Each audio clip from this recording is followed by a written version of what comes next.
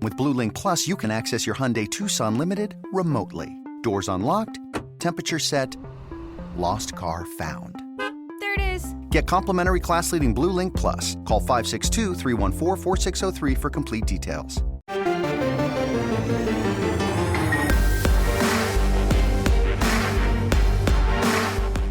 You've discovered your link to GoPowerCat.com's PowerCat podcast. Now, here's your host, GoPowerCat.com publisher, Tim Fitzgerald. Welcome to another edition of the PowerCat Insiders podcast, brought to you by Blue Mark Energy. Your crew today is the same as it has been. I am Tim Fitzgerald, joined by my sidekick, Matt Walters, and two guys that know a lot about this basketball team. Ryan Gilbert from the Go PowerCat staff and former K-State basketball player and one of our basketball analysts at GPC, Jay Heydrich. And we're sponsored by Blue Mark Energy. Does your company or employer spend $4,000 or more a year on energy bills? Would you like to reduce those costs by 25% or more and maintain the same level of service and reliability? If so, it's time to speak with Blue Mark Energy. Blue Mark Energy, K-State owned and K-State proud. Well, since we last met, K-State has had one game postponed with Iowa State.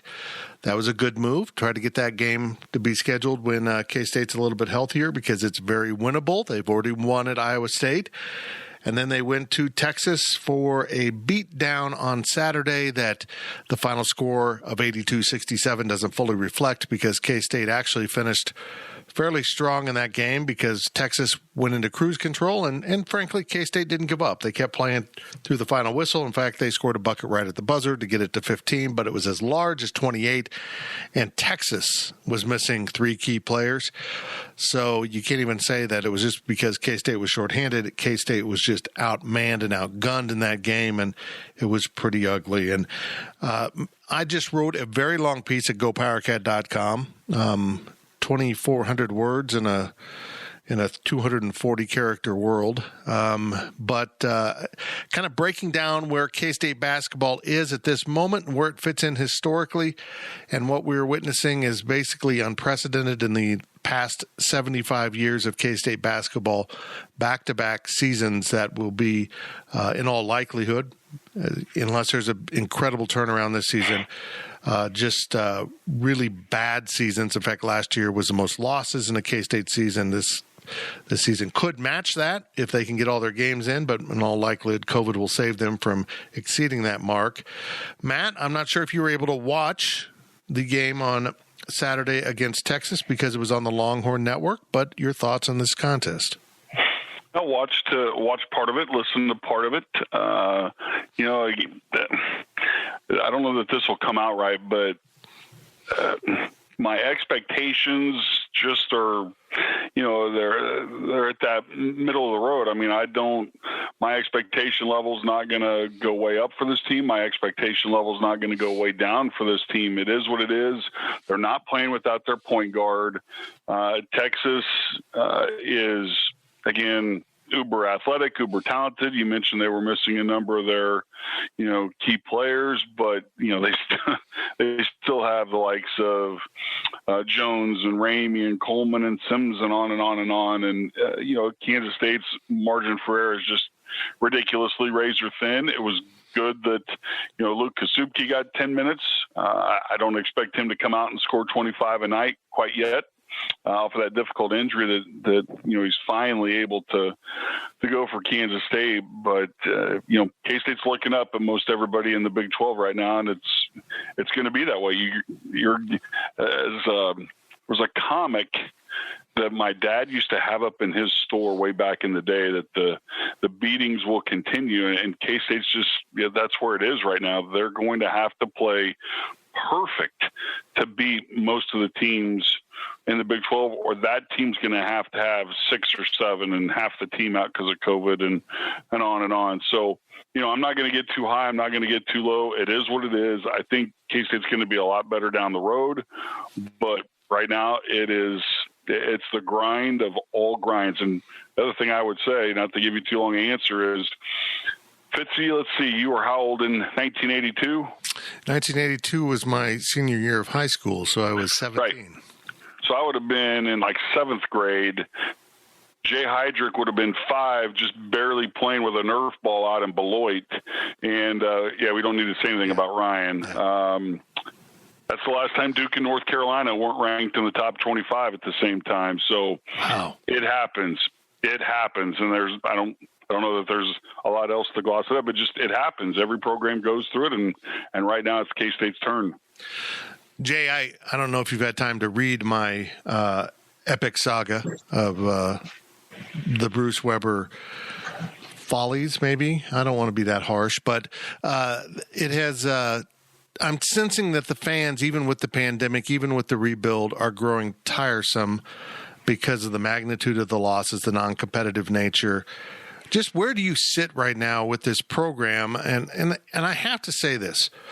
The rebuild is completely on Bruce Weber's plate. I mean, he put the program in this position. He has to rebuild. He's been allowed to do that. You can have your opinion on that.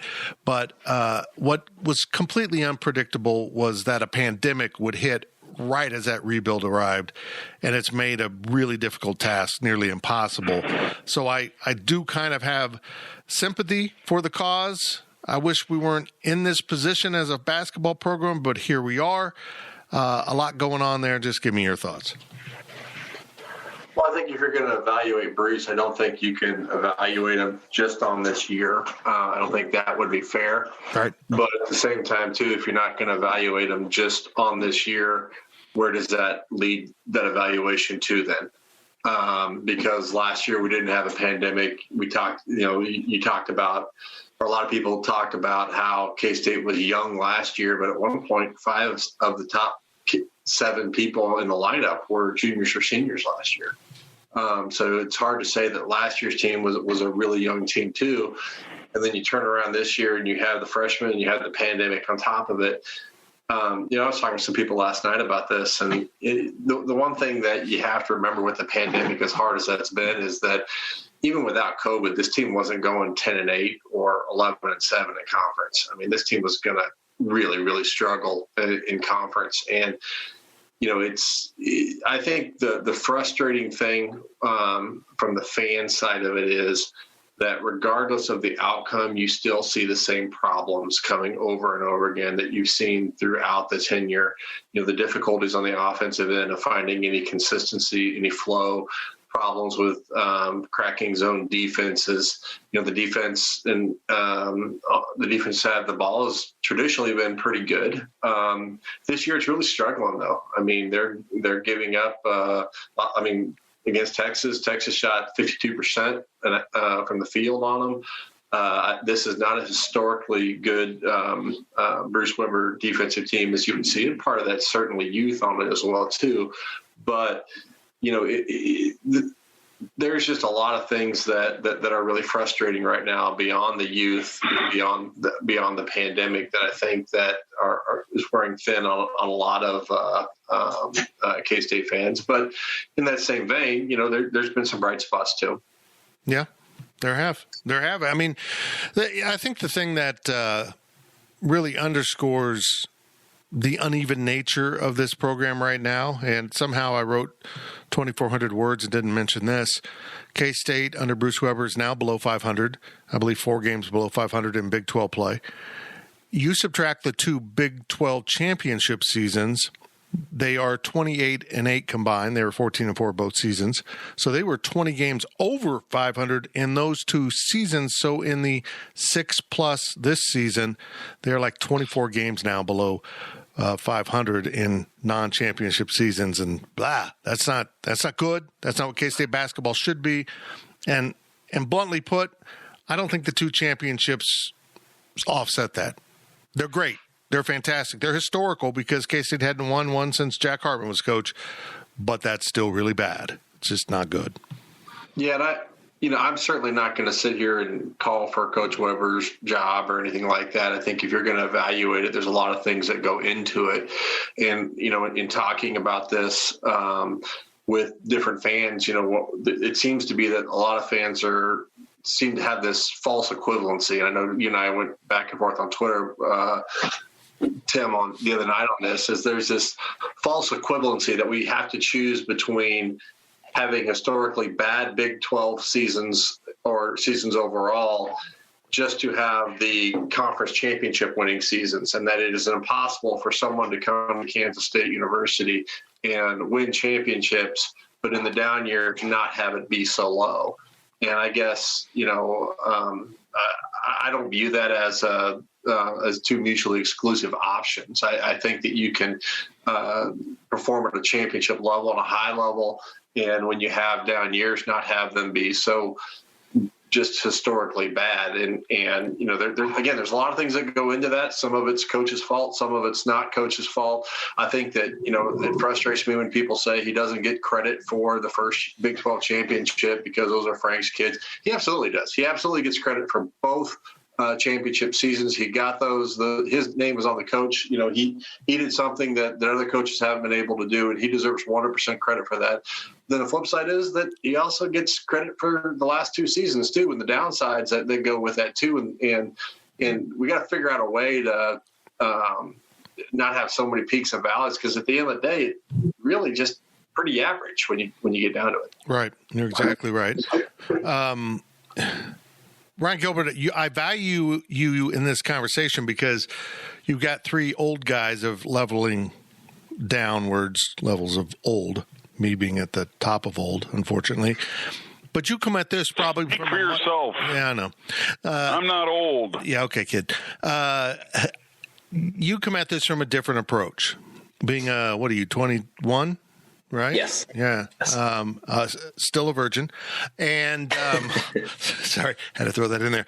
And you see things probably from a much narrower scope because you don't have the historical background. But you don't have to go back that far. From the year Bob Huggins was hired through the first 2 years of Bruce Weber, 1 under Huggins, 5 under Frank Martin, and 2 under Bruce Weber, they averaged more than 23 victories a season. So by any calculation, an 8-year stretch of that is the consistency that Jay mentioned without winning a title. But then they did have the one title there, and then they dropped back off. They won another title. How do you feel about this up and down, as I call it, the old wooden roller coaster ride, in which the highs are fantastic and a blast, but the other parts of the ride just beat the crap out of you? How do you approach this as a 21-year-old K-Stater? I see both sides to what you are saying and what Jay's saying. I 100% would love to go back to Frank and, get 20-21 wins a season.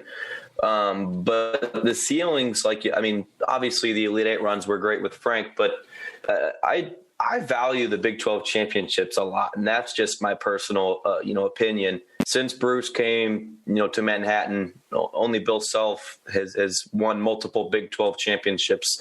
So that's an impressive stat for Bruce. So you can knock on him all you want. And I 100% agree, that the downs and the valleys really, really are painful, and they are on him 100%. But you got to give credit where credit's due for winning those titles.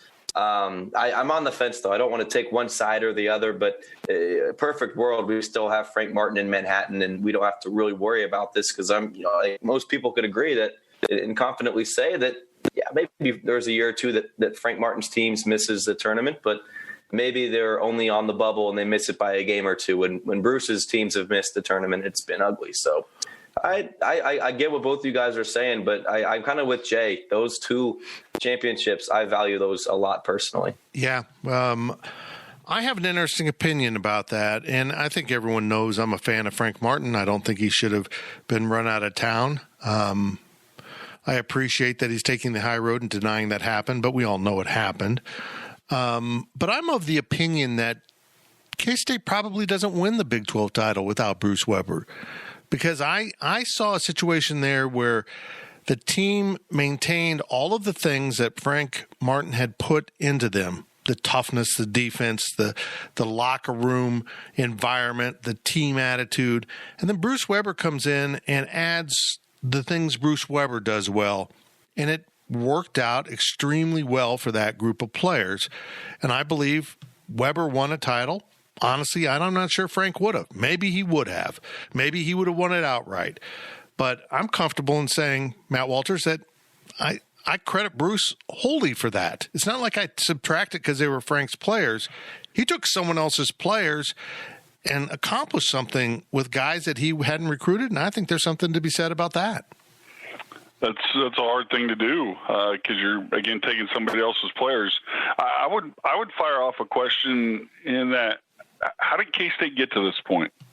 What's led to it? What have been the primary reasons that K-State's in this situation? Well, I will go with two parts on that. One is, and I know Jay shares this opinion, he does not manage a locker room very well. He has lost his control of his locker room because of, if you want to call them alphas, you can, two very strong-willed players in Marcus Foster and Cartier Jada who led teammates down the wrong path. And it soured the locker room. It wasn't a good team environment. There was a lot of me instead of we, and that went very poorly for the program and led to having to clean out that locker room and rebuild. Point two, though, is what Jay brought up earlier, was the fact that last year was a team that had plenty of juniors and seniors on it. And following the loss of the big three, they still saw an historic drop-off. And that means they did not recruit well between the signing of Wade, Stokes, and Brown, and all the way through to what we see now. This was the first significant recruiting class.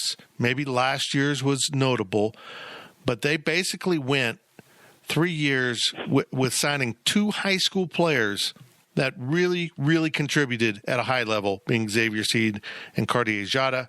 And we just mentioned Cartier kind of came off the rails.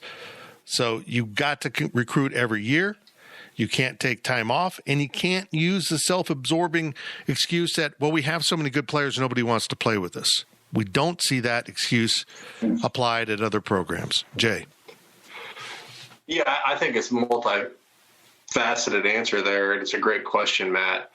I think it's twofold. One is the attrition. When you lose multiple kids at the end of a season, the pool of available replacement players is just thin. And so if you're going to replace the 12th and 13th kid on your roster because they're leaving because they're not playing, that's one thing.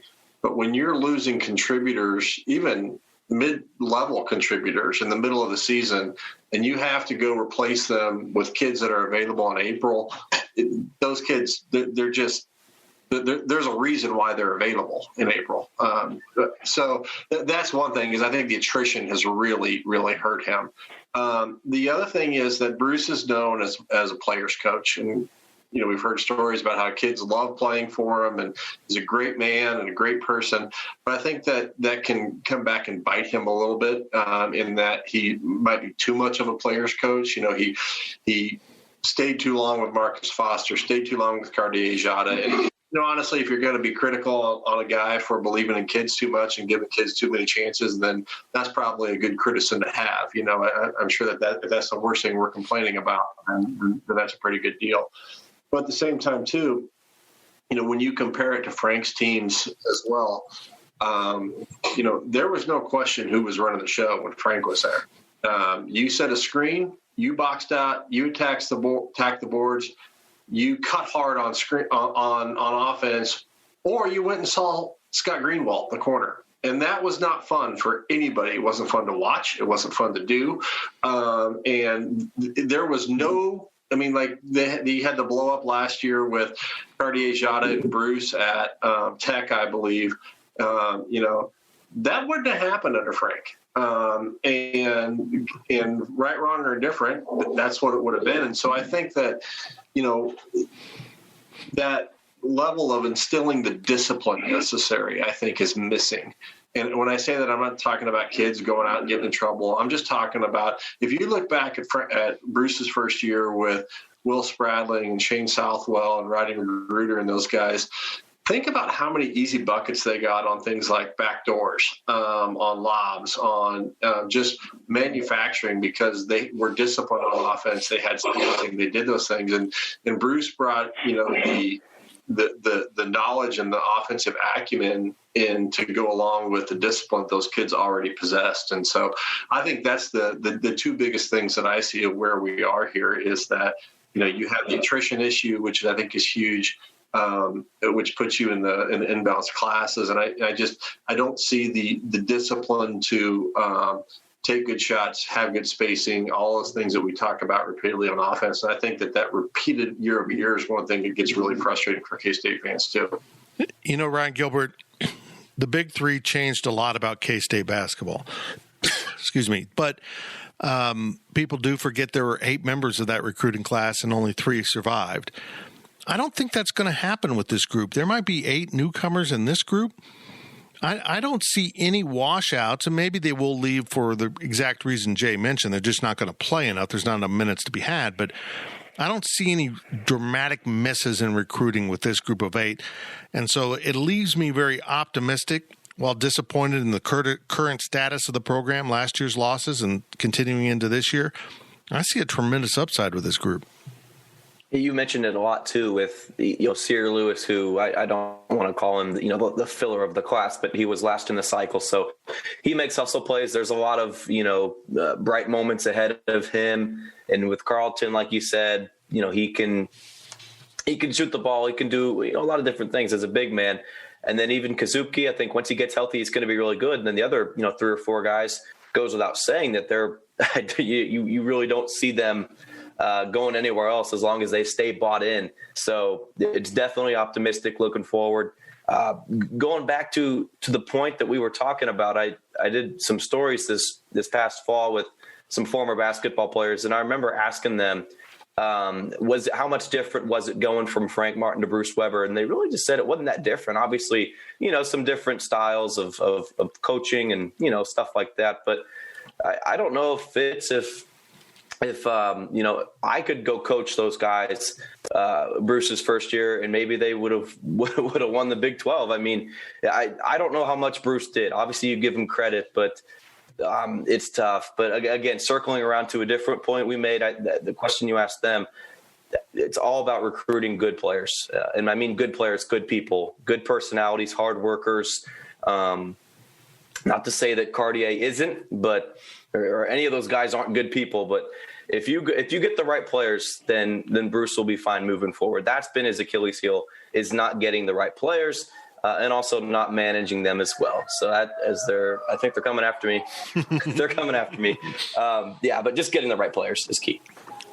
I'm going to go back to the question because it's recruiting, it's missing, and it's offense. Defensively, Kansas State has been pretty salty at the defensive end of the floor. But if you're going to go by the positions 1 through 5, really until now with Davion Bradford, K-State has whiffed. I mean, they have been strikeout prone in the middle for a long, long time. I mean, real outside of maybe Curtis Kelly, Kansas State has whiffed inside for years and years and years. They've not gotten that kind of guy. And for me, that's it. I go back to what Jay said about, the attrition, in that you're either not recruiting enough and getting the kind of guys that are going to take you to that level, or you're losing them. And I think offensively, I think there's a point in time where you have to put your foot down with certain guys. Cartier Jada was a very good role player behind the guys that were here before him. And then when it fell to, you're not a role player anymore, you're the guy, he didn't handle it. What's he doing at Virginia Tech right now? Is he averaging 17 a game? No, he quit. Is he averaging 6 assists a game? No, he quit. And he had his guy, Chester Frazier, right there with him. And Chester brought him to Blacksburg. So that's why everybody has their turn at the bottom of the barrel. And I'm going to go with the mantra of, I don't really think, like you, Fitz, there's going to be a lot of guys in this class that bolt. They're going to get Logan Landers in. They got Maximus from one of the great movies of all time. His nickname's going to be Gladiator. And in 2 or 3 years, if this team sticks together, again, you're kind of riding that roller coaster, but they're going to be back. Are they going to win the Big 12? Are they going to be like a Baylor or Texas right now? I don't know, but it just happens. But for me, I'm going with recruiting. That is the first place I'm starting. And K-State has had way too many misses in the last 6, 7, 8 years. You just can't whiff that often. Nope. What's this group's conventional wisdom on what's happening with Montavious Murphy and the tweet he said where he's going to be home in a couple of days for 2 months? To me, I don't want to read too much into it, but at the same time, too, for a kid who just had surgery, I can't imagine there's any better rehab places than Manhattan, Kansas. What's everybody read into that? I strongly suspect that this is something that is not worth playing basketball. Chronic knee issues. I almost feel like this is a David Hoskins type issue where he's just genetically has something wrong in his knees. Now both of them have failed, and he's probably thinking maybe we got to set it out for a while and maybe I can get back to it. But my guess is he may not play again. That's just purely speculation, too, because in this year we're not allowed to be around anyone other than Zoom calls, so you don't get any context there. But just from some of the things Bruce has said, I feel like this is very chronic, and surgery can help it, but not completely fix it. So, yeah, I mean, I don't think think Montavious might have seen his last time on the court, but that, again, a guess. I would start with that, and I would start with when the physical part goes, then the mental part can go, and your heart's just not in it anymore. Yep.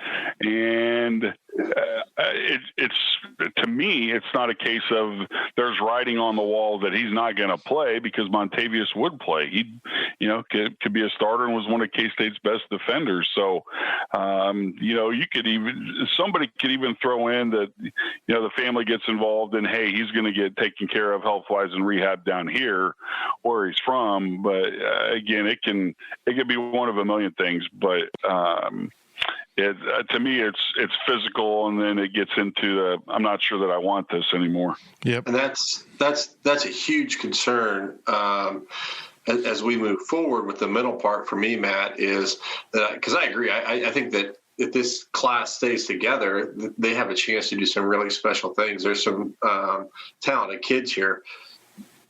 I just hope that they can maintain the mental toughness with the pandemic, with all the losing, with everything else that goes along with being a student and a student athlete. Because in today's culture, where the transfer portal is always open and where there's no penalty to do that to transfer, it makes it difficult. I can just see a lot of kids saying, you know what, this isn't what I thought it was going to be, and chasing greener grass.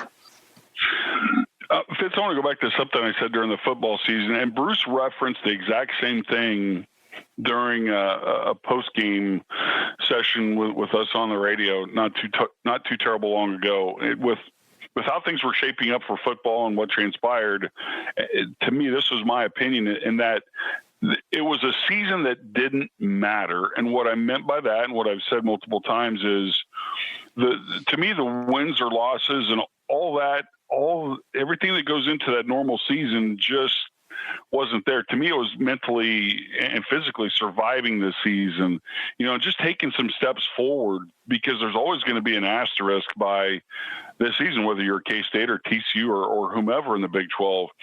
Bruce made the comment a couple of weeks ago, again in a post-game show, that he has a friend that constantly tells him this season doesn't matter, and Bruce doesn't buy that, and I'm okay with that.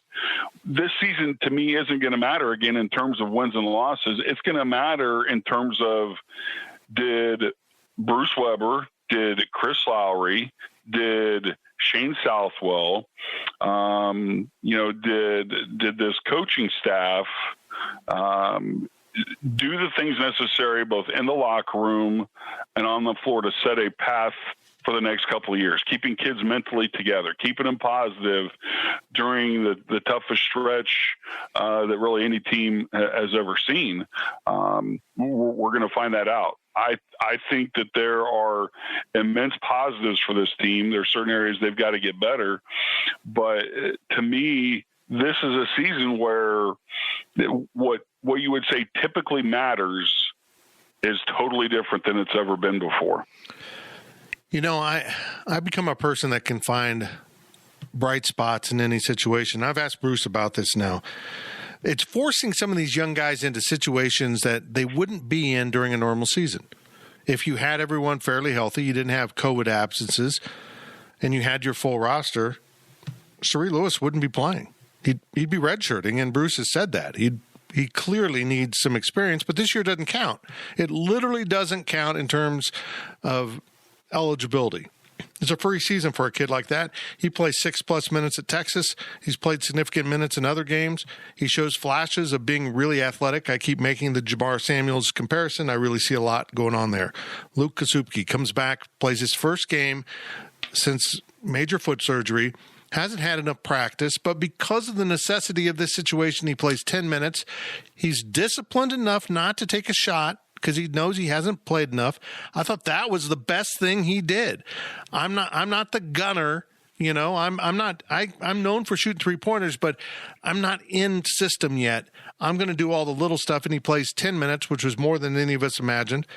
A guy like Selton Miguel, it continues to struggle with shooting the ball, but he's a player that can do a lot of other things, plays 33 minutes against the level of talent he did against Texas, and that's a positive. Rudy Williams is now forced into a lot of minutes, and he has the potential to be a senior leader next year for this team, even though he's a junior college transfer. So I find bright spots in the midst of this pandemic that guys are being put into situations that make them uncomfortable, ask more than should be asked of them, and I think at the end of the day, it'll make them better. It makes the season painful to watch, but at the end of the day, it'll make them better. And I don't care who the coach is. You know, at the end of the day, someone will coach these kids, and most of them probably will stick around because they'll be K-Staters at some point. Maybe they'll leave because the portal's so tantalizing. But I'm investing my emotion, if you want to say that, into these kids because I sincerely like this group of players, and from what I can tell with our Zoom contacts, I sincerely like this group of young men, and that makes me feel better about the future of K-State basketball. Well, that'll do it for the first half of the PowerCat Insiders podcast. We've got some other topics. K-State, in all likelihood, will play Tuesday evening, a weird 5:30 tip at Oklahoma on another channel I don't get. They're not being very thoughtful of Tim Fitzgerald and what games are being shown on what channels right now. K-State and Oklahoma, we'll take a peek at that. And we got some other random topics about K-State sports in the Big 12 as the PowerCat Insiders, sponsored by Blue Mark Energy, persists. The PowerCat podcast will be right back. Life as a parent is nonstop. I'm so focused on keeping my family healthy that I barely have time to take care of myself. If this sounds like you, then you need to give Symbiotica a try. Symbiotica is a health and wellness company that empowers individuals to take ownership of their health with high-quality formulas and supplements crafted to boost energy, immunity, gut health, and more. Symbiotica's supplements are made with clean, natural ingredients, and they don't contain any toxins or artificial ingredients. Because they were designed for us, busy parents. They're quick and easy to take. Just a daily dose for your energy, immune system, and overall well-being. It's made staying consistent so much easier. And the best part? Symbiotica is having their holiday sale, so now's the perfect time to put your health in the driver's seat. Head to Symbiotica.com for 20% off with code GIFT20. That's CYMBIOTIKA.com with code GIFT20 for 20% off. Your health transformation journey starts now. Symbiotica Natural and Organic Supplements.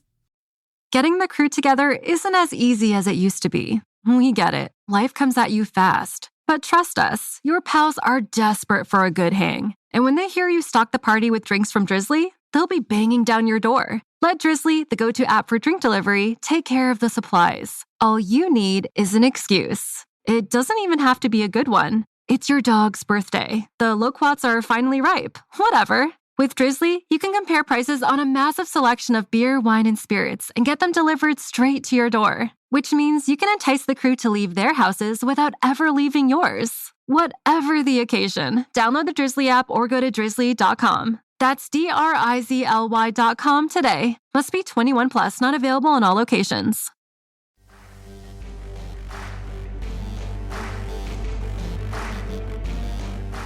We now send it back to the PowerCat podcast.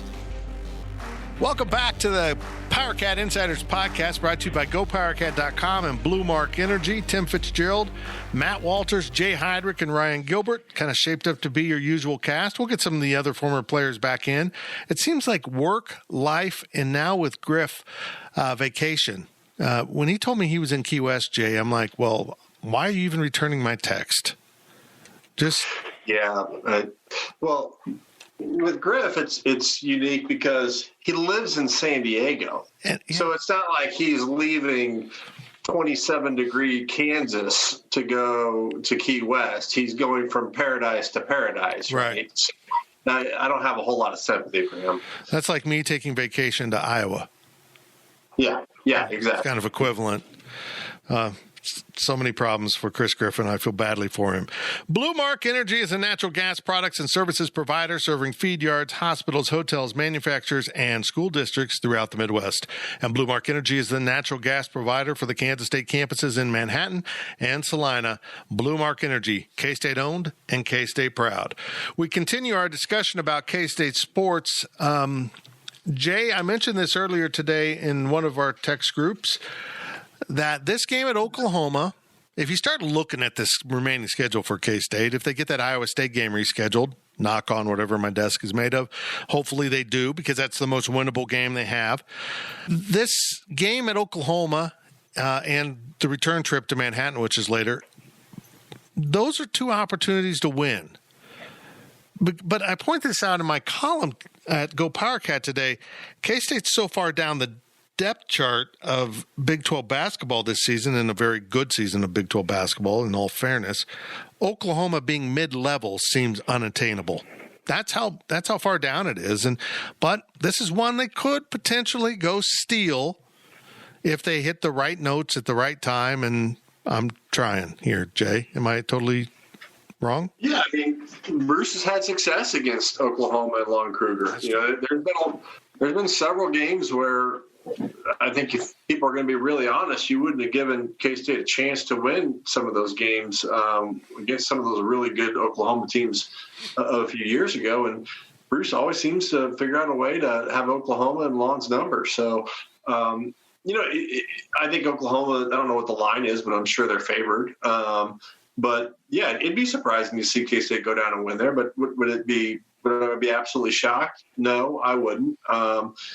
And I think that there's going to be opportunity. That's the one thing COVID is going to provide, too, is just like K-State had to play with 6 scholarship players against Oklahoma State, there's going to be somebody else who is going to have to play K-State with 6 scholarship players in the future, too. So that table might turn. And there's one thing I was talking with Missy about this the other night about COVID is, one thing we got to remember is that you talk about having 6 scholarship players, and who the 6 are certainly does matter.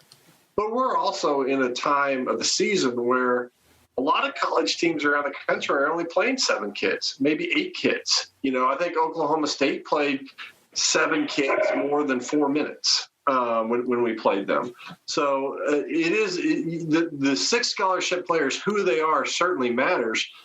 But we're also at a time where a lot of teams are playing reduced. They got their roster set, and they're not playing 10, 12 kids like they were earlier on the year.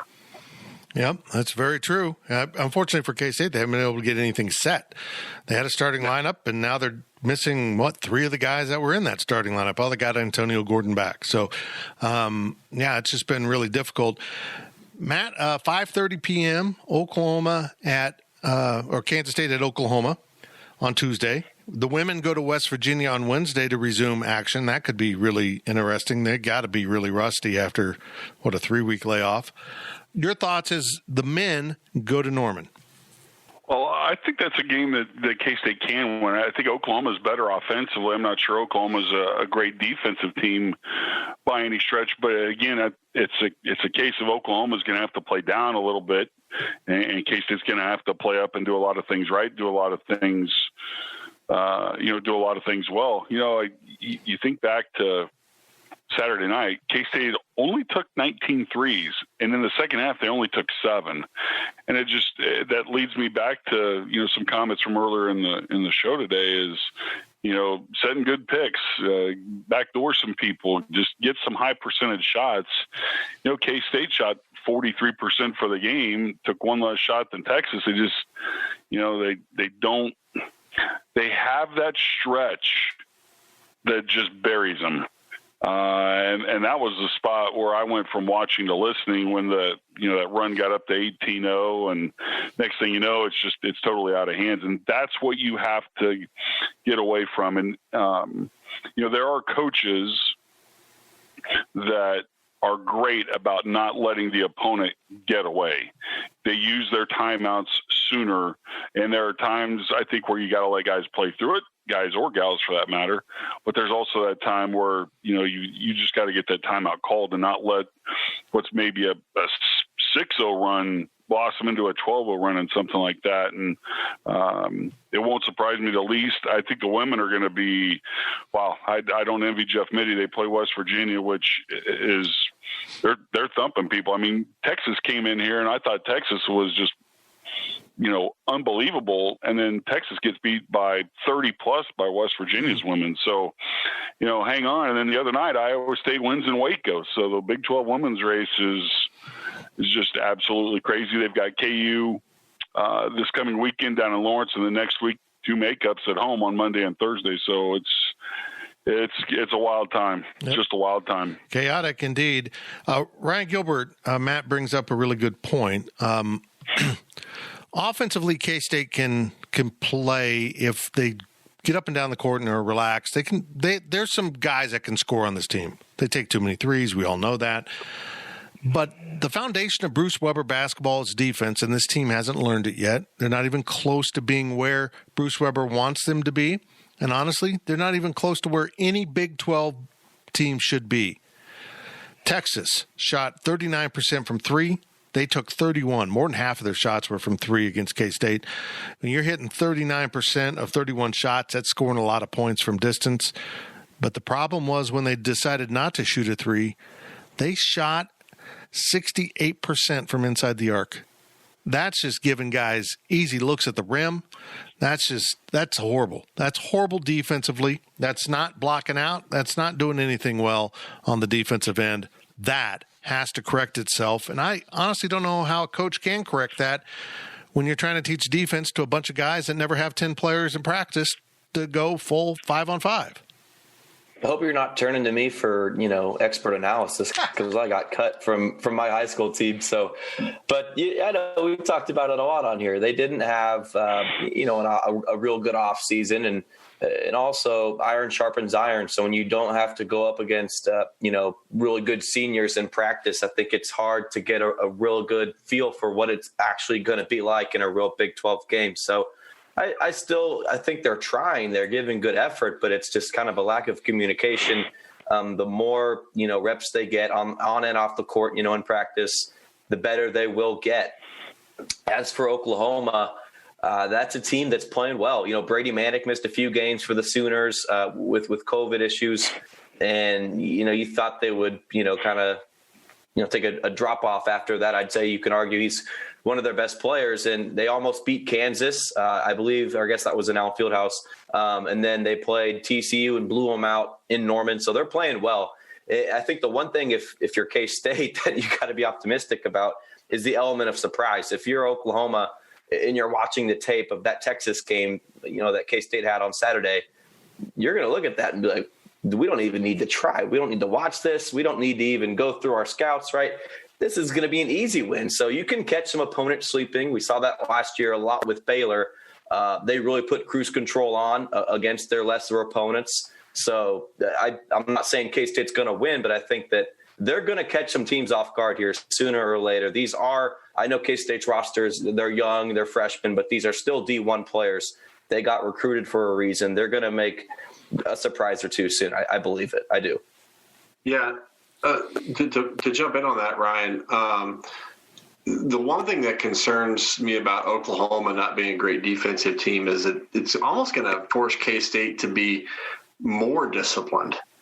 It goes down to there's a reason why you're open. And if Oklahoma's not playing great defense, I could see a scenario where K-State just takes even more bad shots because they're open, they're not being closed out on, and they have that opportunity. And it kind of falls into the category of just because you can doesn't mean you should.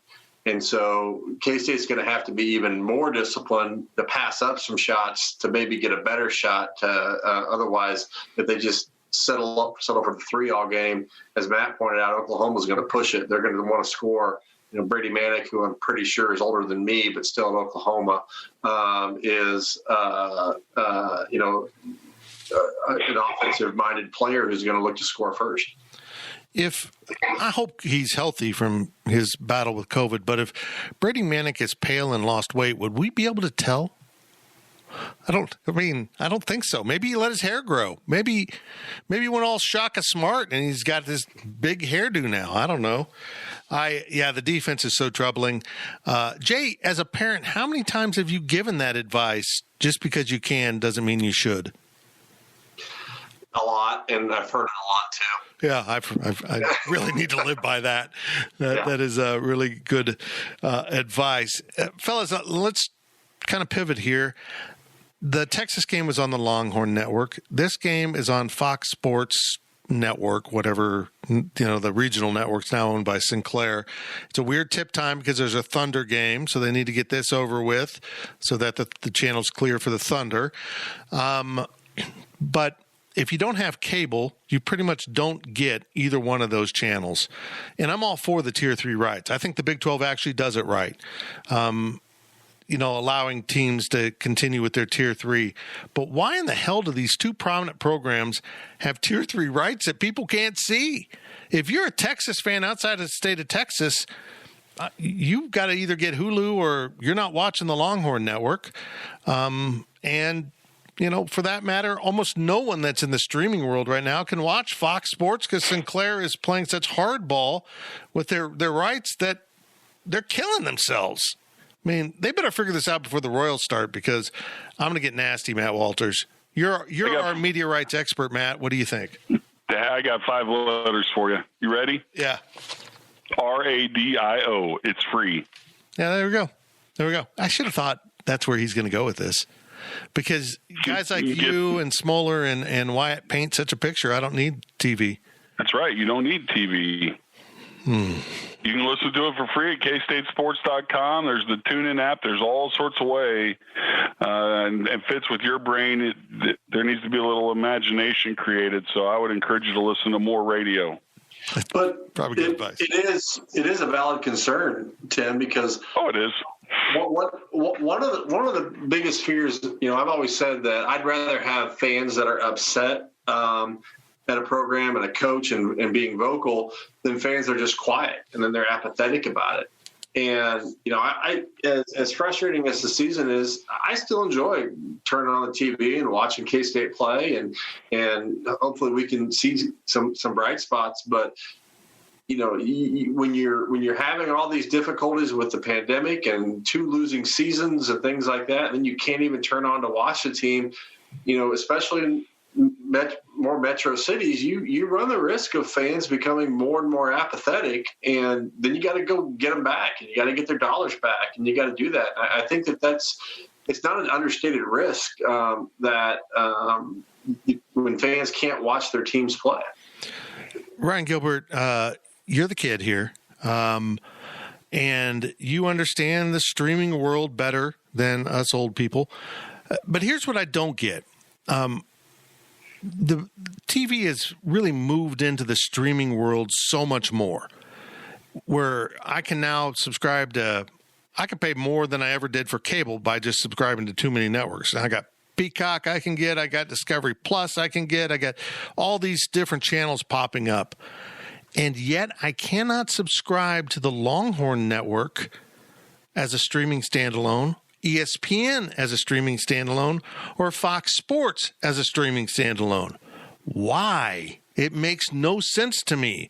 I would like to give them my money, and they won't take it. Your guess is as good as mine. Crackling analysis. Are you going to get the game? No. Against Oklahoma or not? No. Well, who's going to do the updates? Well, I don't know. If we didn't do updates, would anyone notice? That gets back to what Jay said. There was a few people out there complaining about not seeing the Longhorn Network, not having the option. How do I watch? But for the most part, nobody gave a crap. Nobody gave a crap, and that was probably an upside for Bruce Weber that more fans didn't see what happened. They may not see it on Tuesday either. I'll figure out how to watch it. I'll find an illegal stream. I live on the edge, damn it. I can do it. I'll listen to Wyatt and Stan while watching an illegal stream and drinking a beer because I'm crazy that way. As general counsel for GoPowerCat.com, all statements stated herein are jokes and or not serious to be taken literally. There we go. Thank you, attorney. And he is actually. One more thing, guys, before we go. I'm a big Chiefs fan. I'm a big Chiefs fan, and I'm a big Big 12 football fan. And we heard for a lot of years that the Big 12 didn't play defense, and the poster child of that argument was October 22nd, 2016. I was in a hotel room, I think at Fort Worth, catching this game after covering a K-State game. Oklahoma 66, Texas Tech 59, Baker Mayfield quarterbacking Oklahoma, Patrick Mahomes quarterbacking Texas Tech. The most amazing stat of the game, though, wasn't the fact that many points were scored. Both teams accumulated exactly 854 yards of offense apiece. That's an obnoxious number that is basically unheard of. I've heard of teams scoring 66 and 59. 854 yards in a game is crazy. Both of them did it. And then we saw both of those quarterbacks playing yesterday in the AFC divisional round, leading teams that they have helped turn around. Literally, these quarterbacks have saved franchises from what they have been. And it was a great game, low scoring, but two very dynamic quarterbacks who are leading their team. Matt, maybe it wasn't the defense. Maybe it wasn't. Maybe there were some damn good quarterbacks in the Big 12 back then. Yeah, all those from the outside looking in I don't know that they knew what they were talking about. It's just like, this year is the Big Ten really the better basketball conference than the Big 12? I guess we'll find out. But, it was entertaining football. Baker Mayfield has started to come around. I was afraid he was going to go Johnny Manziel and, disappear and never, live up to what the hype was. But, I'm going to pivot right quick, Fitzy, so I apologize. But as fun as that was to watch, I can't begin to tell you just the smiles I had when we saw about Darren Sproles getting elected into the College Football Hall of Fame. To me, that was one of the highlights of the week, and just absolutely thrilled for that guy and his family, and for Coach Snyder to be involved and letting him know about it. That was one of the highlights of the past week. Jay, pick a topic. No, I agree on the offense. It's funny because you remember those, what was it, probably 10 years ago? It was the game of the century between Alabama and LSU that ended up 3-0. Like, well, that sure seems like a hell of a lot more fun than what Alabama's doing now. And if you look at back then, everyone looked at the Big 12 and said, look at these run and gun offenses. They don't play any defense. They'll never survive. And now here's the mighty SEC doing the same type of thing. I mean, utilizing speed and up tempo and scoring. And lo and behold, it's a hell of a lot more fun to watch that than is a 3-0 game of 3 yards and a clod of dirt. It is. Gills, I assume you're a Chiefs fan growing up in Kansas City. When they picked Patrick Mahomes, I got it. And I'm not a person that believes in tech quarterbacks. I do think they're system quarterbacks. Patrick Mahomes was different. I could see he was different. There was something special about him. He couldn't beat K-State. But anyhow, what he's done for the franchise is absolutely amazing and does speak volumes about the level of play in the Big 12 Conference and the fact that K-State was, holding its own against a guy like Patrick Mahomes. Yeah, prayers up to Mahomes, and fingers crossed it he's able to play on Sunday. I hope it's a lean towards yes, but Mahomes was I've followed the Big 12 and K-State my whole life, but I don't remember much of Mahomes from Texas Tech. If I'm being quite honest with you, I don't know if I'm the only one who thinks that, but that's just me. That's just me. But yeah, he's awesome, and I would take him over Mayfield any day. Am I wrong that Baker Mayfield transferred from Texas Tech because Mahomes came in? Think about that. Well, Mayfield hosted him on his recruiting visit. Yeah. It's just incredible what was going on in Lubbock with those quarterbacks. Just an absolutely amazing factory of great quarterbacks. Back to the topic, Matt. I'm so happy for Darren Sproles. What a prince of a guy. His reaction on the video with Coach Snyder was just incredible. I mean, Coach mentioned on the SiriusXM interview he did with Ari Timken that's about the most emotion he's ever seen out of Darren. I thought that was pretty funny. But the topic came up on that interview about Michael Bishop. Coach has asked for Michael Bishop to be included. He wasn't again. He got votes, though. He's not eligible again until 23. Damn it, Michael Bishop literally changed college football and put up back-to-back seasons that were unheard of. And just because it took place at Kansas State, I feel like, and that he was a junior college transfer, I feel like he is being excluded, and it's wrong, and it needs to be corrected. This dude belongs in the College Football Hall of Fame. Yep, there's not a whole lot else to say. I mean, period, end of sentence. He deserves to be in there. He should be in there, and he better be in there. The junior college aspect is, I think, where some people are, where they've got got a burr in their saddle, which that doesn't matter. What he did in 2 years in Manhattan was just remarkable. So yeah, there's no doubt he belongs.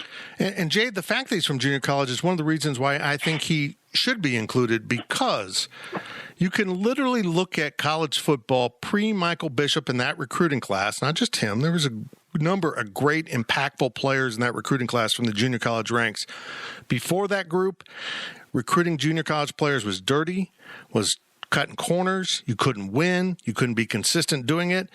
And they proved all of that wrong and forever changed college football, because now, maybe the portal's changing that, now everyone gets junior college players. Alabama does. USC does. It doesn't matter where you are. If you're good enough out of JUCO, they will take you, and that wasn't true pre-Michael Bishop. Yeah, I mean, and it just kind of shows how close-minded some people are. I mean, we see it with K-State fans. There are K-State fans out there who argue that Michael Beasley should not have his number in the rafters because he was only here 1 year, despite the fact that he arguably had the greatest freshman year in the history of college basketball. And you could make an argument that he is the most talented player to ever play at K-State. There are people who say, well, he was only here 1 year. And so I'm sure that just carries over with Bishop, too. Well, he only did it at the P5 level for 2 years. So when you're talking about Hall of Fame, he really only did it his senior year. And it makes no sense. The numbers are what they are. However you got there, Michael Bishop's a college football Hall of Fame caliber player and deserves to be in there. Like Matt said, that really hard stop after that. Ryan Gilbert, should Michael Beasley go up in the rafters? Well, I don't want to fight with Jay. You're going to say no? I don't know. Am I the only one who thinks no? I think so, probably. I'll say this about Michael. He played in the Big 12 simultaneous to Kevin Durant and Blake Griffin. Sorry, Chris. Boy, did we elevate Chris there for a second. Blake Griffin, there was no doubt who the best player was. And I'm not being a homer here. There was no doubt Michael Beasley was the better of the college players. Now, we saw what happened when he tried to go to the NBA. I said it at the time he was drafted by Miami. Worst place possible for him to go. Worst place. He belonged in Minnesota or someplace like Baker Mayfield to Cleveland.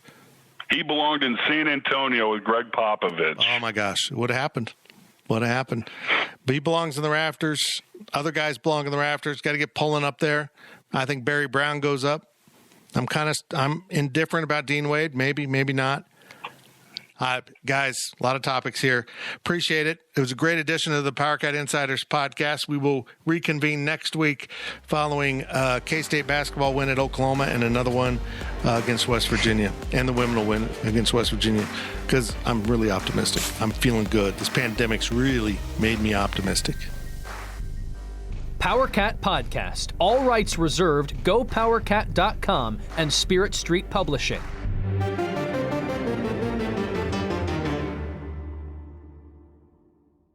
Fill me in, what happened? 30 years ago, the convent stole our children. Ruth Wilson and Daryl McCormick star in the new Showtime original series, inspired by true events, The Woman in the Wall. They're trying to bury this. All of it. The whole world looks at some people, but others just disappeared. Girls were locked up and children were stolen. And you're trying to tell me no one knew anything about it? I'm just trying to find my child! The Woman in the Wall, now streaming on Paramount Plus, only with the Paramount Plus with Showtime plan.